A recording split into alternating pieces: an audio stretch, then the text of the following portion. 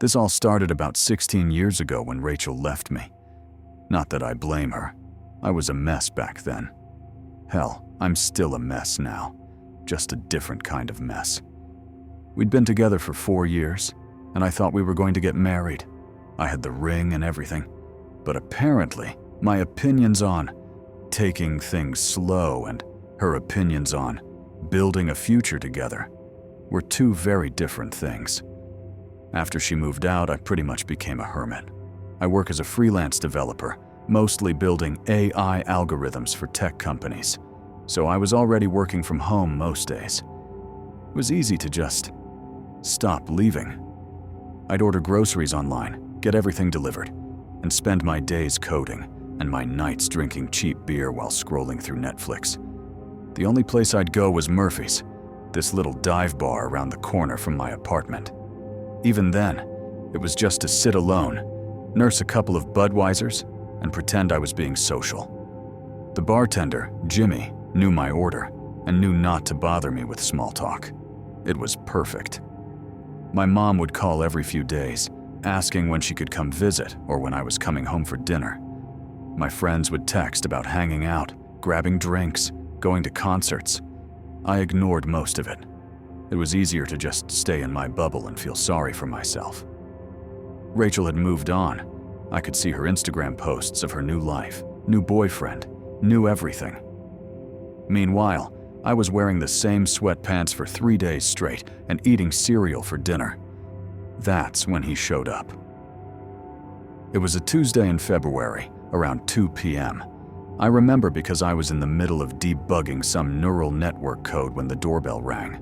I almost didn't answer it. I wasn't expecting any deliveries, and I definitely wasn't in the mood for Jehovah's Witnesses or solar panel salesmen. But something made me get up and look through the peephole. He was tall, maybe in his 50s, wearing an expensive-looking gray suit that probably cost more than my rent. Perfectly groomed silver hair, the kind of confident smile that made you trust him immediately.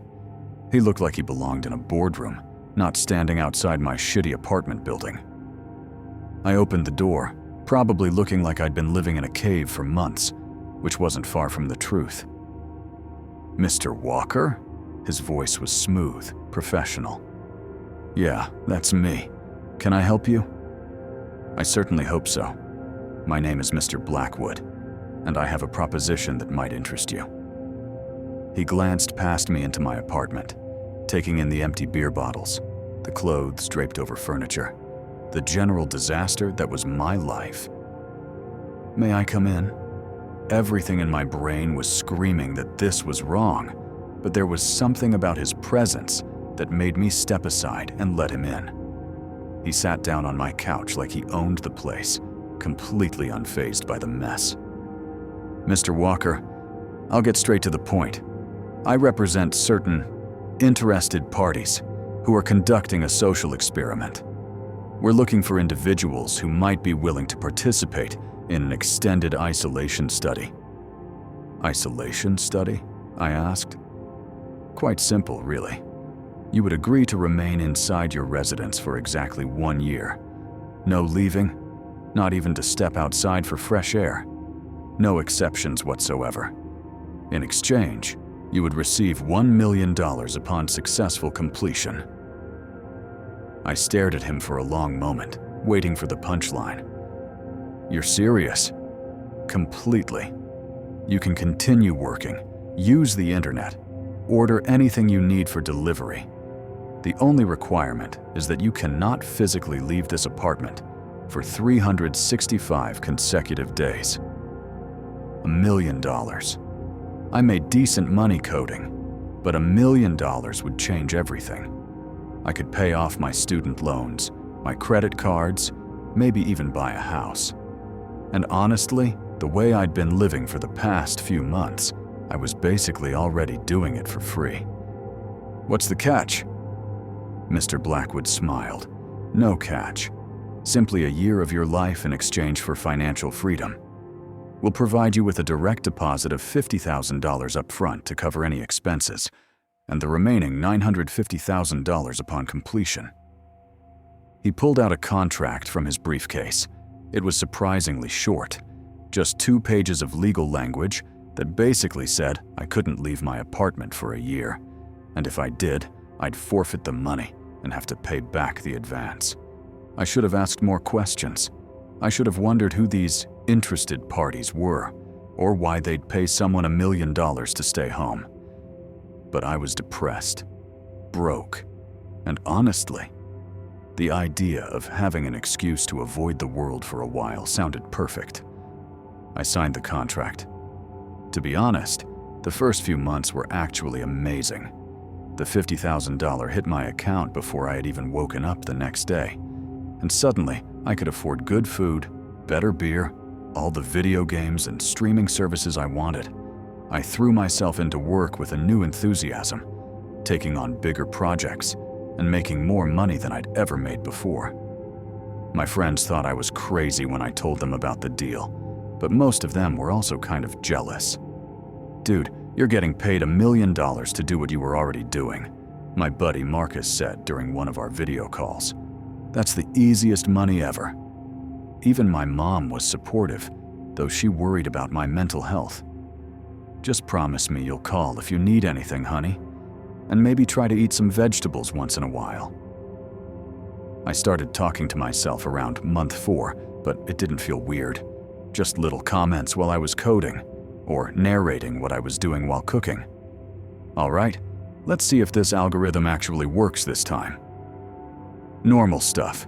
Everyone talks to themselves sometimes, right? The hardest part was the loneliness that would hit at random moments. I'd be having a great day, crushing some coding project, and then I'd see a photo on social media of my friends hanging out without me, and it would feel like a punch to the gut. But I had video calls, texting, social media. I wasn't completely cut off from the world. When the year was up, Mr. Blackwood returned exactly as promised. He handed me a check for $950,000 with that same professional smile. "Congratulations, Mr. Walker. I trust the experience wasn't too difficult." Actually, it was easier than I expected. "Excellent. In that case, I have another proposition for you." My heart started racing.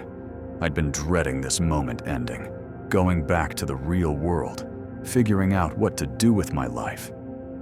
5 more years, Mr. Walker. Same rules, same apartment. In exchange, $10 million. $10 million. That was retire early, never work again money. That was buy a house in cash, travel the world money. And honestly, I'd gotten pretty comfortable with my setup. 5 years would fly by. I signed the second contract without hesitation. The first year of the 5-year deal went smoothly. I was making great money with my coding work. I'd settled into a routine, and I was actually happier than I'd been since Rachel left. I'd lost some weight, started working out in my apartment, even tried meditation. My friends joked that isolation was the best thing that ever happened to me. But then things started going wrong. It was during year 2 that Rachel called. I saw her name on my phone and almost didn't answer. But curiosity got the better of me. "Hey, David." Her voice was exactly the same, and it hit me like a freight train. "Rachel. Hi. I wasn't expecting to hear from you. I know this is random, but I've been thinking about you lately. About us. I was wondering if maybe we could get lunch sometime. Just to talk, you know? I think we both made some mistakes." My heart was pounding so hard I thought it might explode. This was what I'd been hoping for, dreaming about, for years. She wanted to try again. But I can't. "You can't? Are you seeing someone?" "No, it's not that. I literally can't leave my apartment right now. It's complicated." There was a long silence. "David, what the hell are you talking about? Are you under house arrest or something?" I tried to explain about the deal, the money, how I only had 3 more years left. But even as I said it, I could hear how insane it sounded. A few deafeningly quiet moments passed before she finally responded. You're still exactly the same, aren't you? Choosing money over us, over the chance to fix what we had. It's not that simple, Rachel. It's $10 million. Think about what we could do with that kind of money. I can't believe you right now. I thought maybe you'd changed, but you're still just a weak little man-child who refuses to take responsibility for anything. She hung up. I called back 17 times. She never answered. That night, I sat in my apartment and cried for the first time since she'd left, but I didn't break the contract. 3 more years, I told myself. 3 more years, and I'd have enough money to win her back, to prove that I could provide for her, for us. In year 3, my mom called with news that made all of my veins freeze. Honey, I need to tell you something. I went to the doctor last week for my annual checkup, and they found a lump in my breast. They're doing more tests, but they think it might. Her voice faded into an orchestra of muffled chaos as her words sunk in. The world stopped. My mom was only 58. She was supposed to have decades left. She was supposed to meet my future kids, see me get married, grow old gracefully. Do you think that nice gentleman would understand and let you come home for a while, sweetie? Her voice cracked. I paused for a moment. My breath became short as I weighed the options. $10 million is so much to abandon, especially if the tests were to come back benign. But it's my mom. I could feel the tears welling up in my cheeks, moving toward my eyes. I must have been silent for a little too long as I decided, because she felt the need to interject. No, it's fine. Forget I asked it all. I'm sorry, honey. I shouldn't have put you through that kind of stress. You've been working really hard, and who knows? With that kind of money, you'd be able to afford any treatment, even from God himself. She tried to laugh. She made me promise not to break the contract. Against every instinct in my body, I stayed in my apartment. The cancer was aggressive, stage 3 by the time they caught it. I watched my mom fight through video calls, seeing her get thinner and weaker with each round of chemo. I sent her money for the best treatments, the most expensive doctors. But it wasn't enough. My friends stopped calling as much. Marcus got married in year 4. I watched the wedding through a live stream he set up for me. It's not the same without you here, man, he said during our call afterwards. Sarah asks about you all the time. She thinks you've lost your mind. Maybe I had. I was talking to myself constantly now, having full conversations with imaginary people. I'd argue with my reflection in the bathroom mirror. I'd narrate my entire day out loud just to hear a human voice, even if it was my own. Okay, David, time to make some coffee. Ethiopian beans today, because we're feeling fancy. Aren't we feeling fancy? Yes, we are definitely feeling fancy. I started leaving the TV on 24/7 just to have background noise, background voices. I knew every episode of The Office by heart. I could recite entire scenes from Friends. These fictional people became more real to me than my actual friends and family. My mom died on a Tuesday in February, year 5, day 364. One day before my contract was up, I got the call from my Aunt Linda at 6:47 a.m. She fought so hard, David. Right up until the end, she kept talking about how proud she was of you, how excited she was to see you when you finished your project. I hung up the phone and screamed until my throat was raw. I put my fist through the bathroom mirror. I threw my laptop across the room and watched it shatter against the wall. But I didn't leave. I couldn't leave. Not with one day left. Not when I was so close. Mr. Blackwood showed up exactly 24 hours later at 6:47 a.m. He handed me a check for $10 million. My condolences on your recent loss, Mr. Walker. Of course he knew. I was about to tell him to go love himself when he smiled and continued. I have one final proposition for you. 10 more years, same arrangement. But this time, we'll make it worth your while. $100 million. $100 million. Now that was some real FU money. Enough money to buy anything, go anywhere, do whatever I wanted. Enough money to make sure my mom's death wasn't for nothing. Enough money to win Rachel back, to show her what I'd accomplished. Why? I asked. Why me? Why any of this? Because you're very, very good at it, Mr. Walker. Most people break by year 2. You've made it 5 years, and you're still functional. I looked around my apartment, my self-prescribed tomb, my prison, my home. 10 years. Yes, 10 years. I signed the 3rd contract. The next decade was a blur of darkness. I stopped working. What was the point? With the upfront deposits and previous checks, I had enough money to last multiple lifetimes.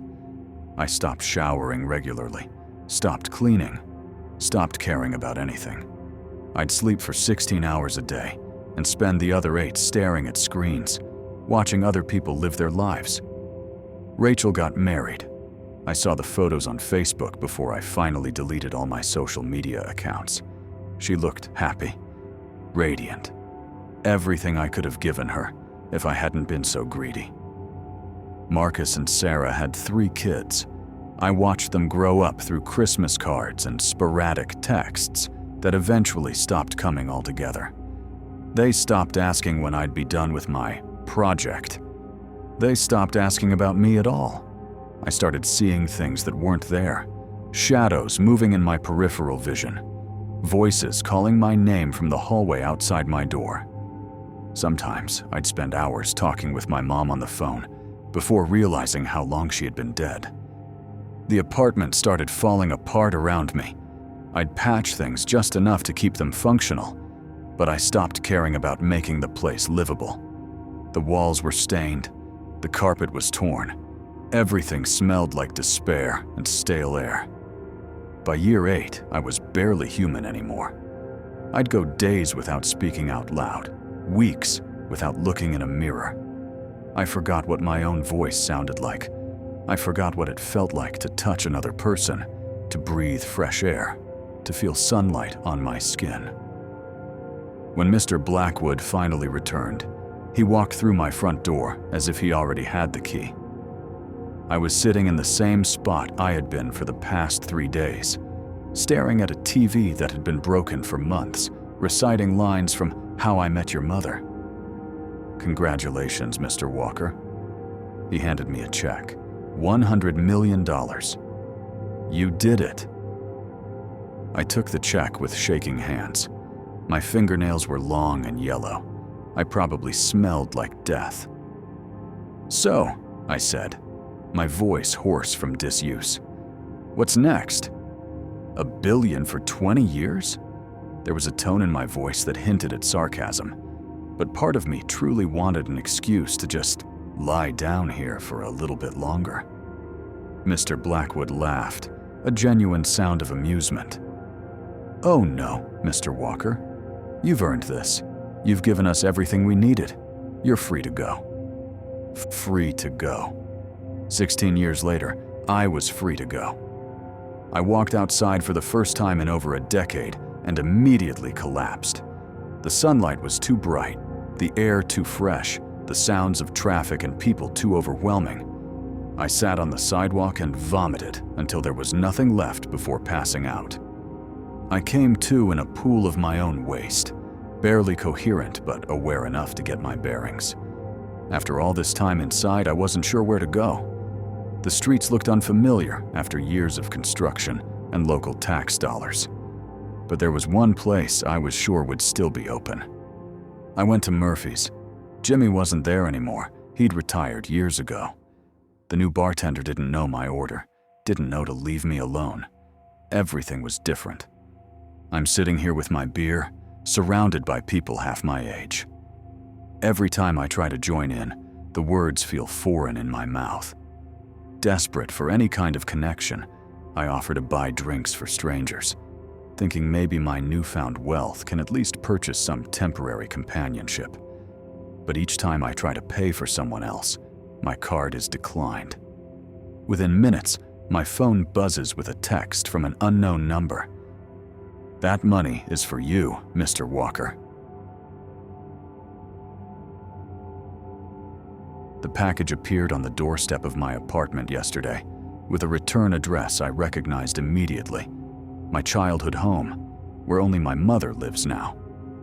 Inside, wrapped in yellowed newspaper, was the cheap digital camera Sarah and I had lost in the woods 17 years ago. The same scuff on the silver casing from when Sarah had dropped it. The same crack along the LCD screen from when I'd dropped it that one time, running home after my mom called for dinner. My hands were shaking as I pulled out the memory card. Part of me wanted to throw the whole thing away, pretend it never arrived. But I had to know. After all these years, I had to see what was on there. Sarah M. was my best friend when I was a kid. We lived 3 houses apart and spent every summer making terrible short films together with this exact camera. Zombie movies, spy thrillers, comedy sketches. We thought we were the next Spielberg and Lucas.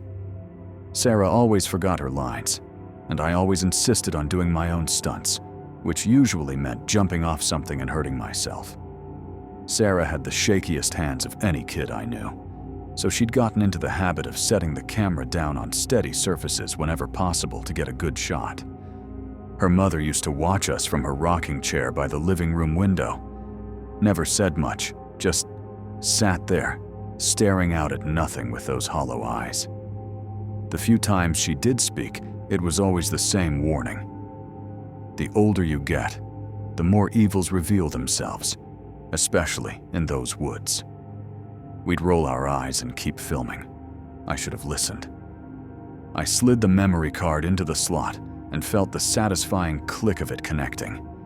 The memory card contained a single folder that held all of our video files listed in chronological order. We never renamed them, probably because we didn't know how, so it just looked like a list of jumbled numbers and letters in sequential order, akin to some kind of alien fast food menu. I started from the beginning. I spent the next hour or so watching our short films, to generously call them.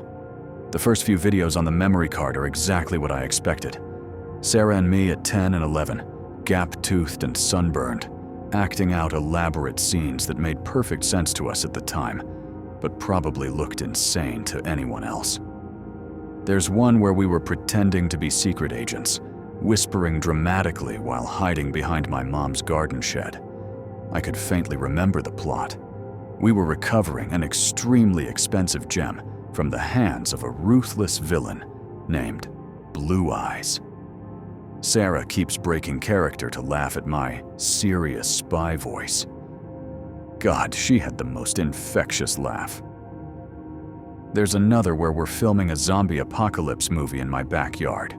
Sarah's supposed to be dead, lying motionless on the grass, but she keeps peeking one eye open to see if I'm still filming.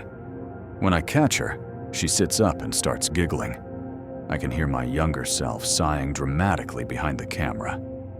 The timestamp shows these were from early June, about a week before everything went wrong. I almost stopped watching there. These memories are too precious, too painful. But then I see the next video file, dated 2 days later, and my stomach drops. It's the day we found the house. The camera shakes as 11-year-old Sarah follows me deeper into the woods than we'd ever gone before. We'd been filming some ridiculous adventure movie, pretending to be explorers discovering an undiscovered landscape. I remember thinking the canopy of trees looked like a scene straight from Indiana Jones. Seeing it now, I laughed at how delusional I could be. As we delved deeper, I could feel a shift in the air even through the camera 17 years later. The trees seemed denser, the shadows longer. "Casey, maybe we should go back," Sarah's voice says from behind the camera. She sounds uncertain, younger than her 11 years. "Just a little further," my younger self responds. I can hear the excitement in my voice, the same thrill-seeking stupidity that would always get us into trouble. This is perfect for the movie, It's like a jungle, if you squint your eyes just right. That's when we see it. The house appears suddenly in a small clearing, like a mirage in the desert. 2 stories, white wood siding so weathered it's almost black. The windows are boarded up, except for one on the 2nd floor that stares out at us like a dead eye. Ivy crawls up the walls like grasping fingers, desperately reaching for the roof. Holy shit, I hear myself whisper. Language, Sarah hisses, but I can tell she's as mesmerized as I am. The camera moves closer, my younger self apparently too fascinated to be afraid. The front porch sags under the weight of rotting beams. The front door hangs slightly open, revealing the entryway and a darkened staircase beyond. We should go, Sarah says again as she follows me with the camera.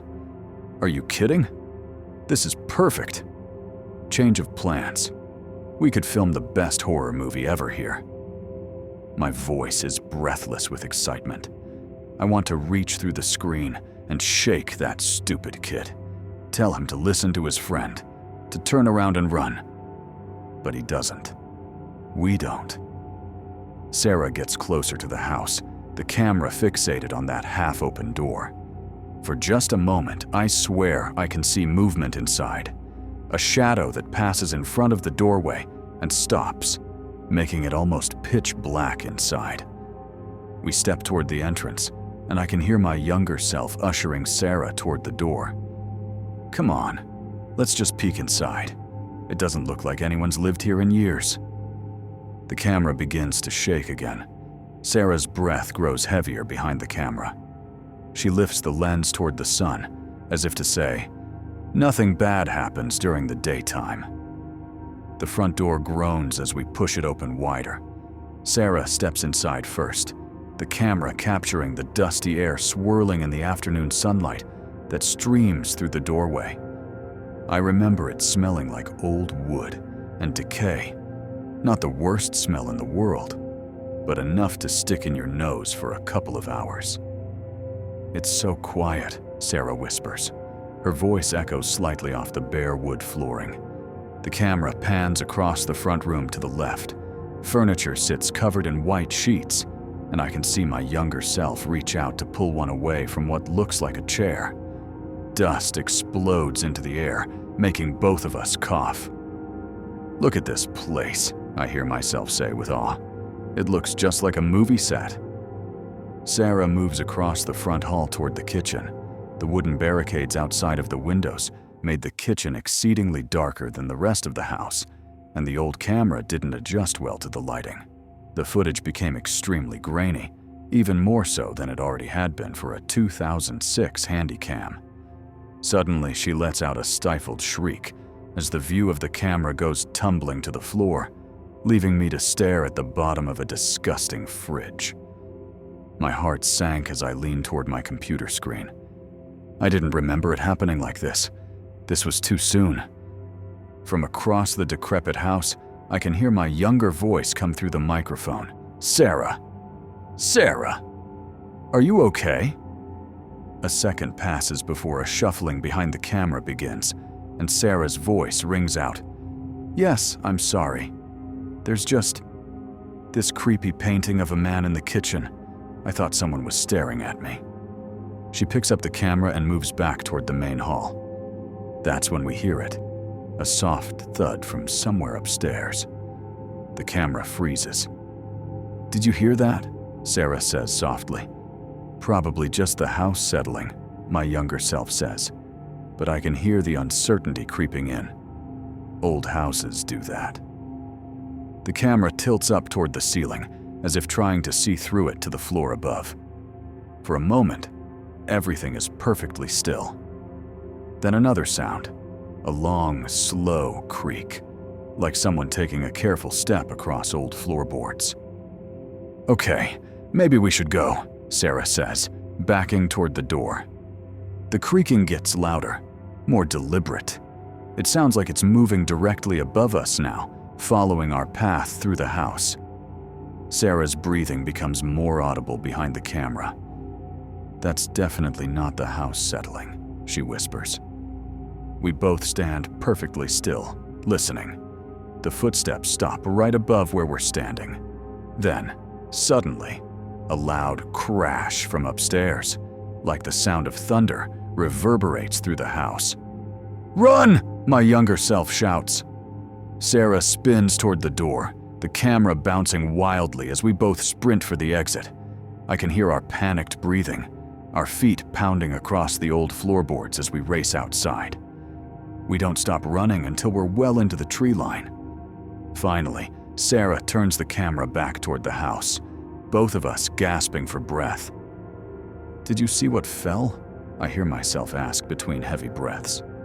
"No, I was too busy getting out of there," Sarah laughs nervously. She pauses for a moment before letting out a snort. "But look!" The camera zooms in on the only second-floor window that isn't boarded up. There, barely visible through the glass, is an orange tabby cat sitting calmly on the windowsill, cleaning its paw. "A cat!" my younger self exclaims, relief flooding his voice. "It was just a stupid cat. It probably knocked something over." We both start laughing, that giddy, relieved kind of laughter that comes after a near-death experience. Sarah keeps the camera trained on the window as we continue to joke about being afraid of a house cat. "Run?" Sarah says mockingly. "Really, Casey? Who would have guessed that between me, you, and a house cat? You're still the biggest coward." I could almost hear Sarah catch herself saying a bad word as the camera jolted a bit. Language. Me and my younger self replied in unison sarcastically. It would have almost been cute if it wasn't for what I saw next. 17 years later, I saw something both of us had missed completely. Through the window, just above the cat, were two piercing blue eyes staring at us, unblinking. The cat arches its back and hisses at the figure behind it, before being snatched violently into the darkness. The eyes remain motionless for another few seconds, before slowly disappearing back into the shadows of the room. Neither Sarah nor I noticed any of this at the time. We were too busy laughing at ourselves for being so scared. We had no idea of what we should have truly been afraid of. The video ended with both of us walking back to my house, discussing our plans to sneak out one night to film our horror movie in the woods. I can faintly remember wanting any excuse to use the night vision feature on our camera. I had to take a break before watching the final video. My apartment is starting to feel too small, too quiet. The timestamp on the next file is from 1 week later. The night of July 15th, the night Sarah disappeared. I hesitated to press play, but I had to know. It was my chance to finally find out what happened in that house. The footage starts with darkness, the camera's night vision giving everything a sickly green tint. I can hear our whispered voices as we creep through the woods, trying not to make too much noise. "This is so stupid," Sarah's voice comes from behind the camera, more nervous than I remembered. "It's going to be amazing," my younger self responds. "Trust me. Using the night vision as the monster's point of view will make it look way more professional. Just like the Predator."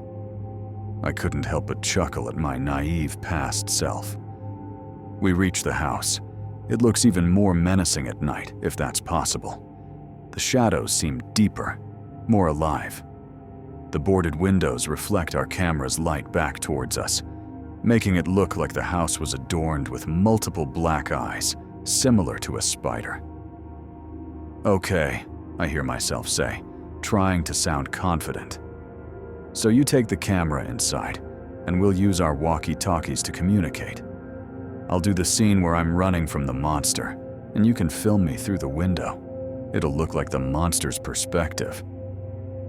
"I don't want to go in there, Casey. Come on, don't be a baby, it's just an old house." I hate myself for those words. I hate that 11-year-old boy and his cruel dismissal of his best friend's fear. The camera shakes as Sarah reluctantly approaches the front door. I can hear her breathing, quick and shallow. The door creaks as it opens wider, and then she's inside. The night vision reveals a nightmare of decay. Wallpaper peels in long strips. Furniture still sitting covered in white sheets like ghosts. I almost didn't catch it at first, but the chair that I had pulled the covering off of the week prior was covered again. Sarah didn't notice. A staircase leads up into darkness, so complete it seems solid black. Sarah moves to the kitchen that faces the front of the house. For a split second, the camera passed by the painting she mentioned before, and a chill ran down my spine. She wasn't kidding about it being creepy. From what I could make out in the short time, a dark figure stood against the backdrop of a forest, with two piercing blue eyes that seemed to follow as the camera moved. I could tell she was trying to walk by it as quickly as possible. True to her habit, she sets the camera down on the windowsill, angling it to capture my 11-year-old self standing outside. He looks small and vulnerable in the green glow of the night vision. He waves at the camera. "Okay," Sarah says, her voice steadier now. "Action." I watch my younger self perform his scene, running back and forth, looking over his shoulder in mock terror, playing at being chased by imaginary monsters. A sound from deeper in the house, a slow, deliberate creaking, like someone walking across old floorboards down the hall, bled through the camera's microphone. My younger self couldn't hear it at the time, but I leaned forward, desperately hoping to change the past. The camera stays fixed on the window, but I can hear Sarah's breathing change, becoming quick and shallow. The creaking gets louder. Then my younger self stops his performance proudly and moves towards the kitchen window, yelling out just loud enough for the microphone to pick up. "Ha! How was that? Pretty convincing, right?" No response. Through the static-filled microphone, I can hear Sarah moving away from the window, trying to be quiet. Sarah. The camera sits motionless on the windowsill, still fixated on me. I stare at my younger self outside, looking confused and a little annoyed. "Sarah, this isn't funny." That's when her voice comes through the walkie-talkie, barely a whisper. "Shut the hell up." A brief moment passes. There's someone else in here. The camera doesn't move from its position on the windowsill, but I can hear Sarah's movement through the audio. Careful footsteps, trying to be silent. My younger self outside has gone rigid, finally understanding that something is wrong. "It sounds like they went upstairs," Sarah whispers through the walkie-talkie. "I'm going to make it for the front door." I can hear her moving through the house, her footsteps barely audible, but the camera stays fixed on the window, showing only my terrified younger self standing outside. The audio picks up everything. Sarah's ragged breathing, the creak of floorboards, the sound of her trying to navigate around furniture in the dark. That's when I hear her stop. "Oh God," Sarah breathes, her voice coming through both the walkie-talkie and the camera's audio. "What?" comes my younger self's voice, barely audible. "The man in the painting is gone." I can see my younger self through the window, and his face goes white. He starts to respond, but then the sound comes from somewhere in the house. A heavy thud, like footsteps, but wrong somehow. Too slow, too deliberate. The footsteps get closer, and I can hear Sarah's panicked breathing through the microphone. That's when Sarah screams.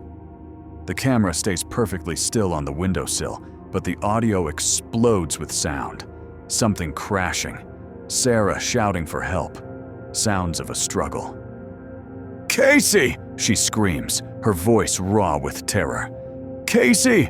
Help me!" The last thing I see before the camera's video cuts to static is my 11-year-old self through the window. He's frozen, staring in horror at the house. Then he turns and runs. He runs and leaves his best friend behind. The video ends. I sit in my apartment, staring at the black screen, my hands shaking. 17 years later, and I can still hear Sarah screaming my name. I suddenly remember what Sarah had said in her final moments about the man in the painting. How could he have been gone? I began scrubbing through the video and paused it directly on the frame where Sarah passed by the painting. It took a moment to realize, but once I saw it, a frozen river carved its way through my veins. It wasn't a painting, it was a window. My phone is in my hand before I even realize I'm reaching for it. I dial my mother's number, the same landline she's had since I was a kid. It's funny how instinctually our minds can recall something, even when they haven't been needed in years. It rings 3 times before she picks up. Casey? Honey, it's so late. Is everything all right? Mom, my voice comes out hoarse. The package you sent me. The camera. Where did you find it? There's a long pause on the other end. What camera, sweetie? I froze in my chair, unable to respond.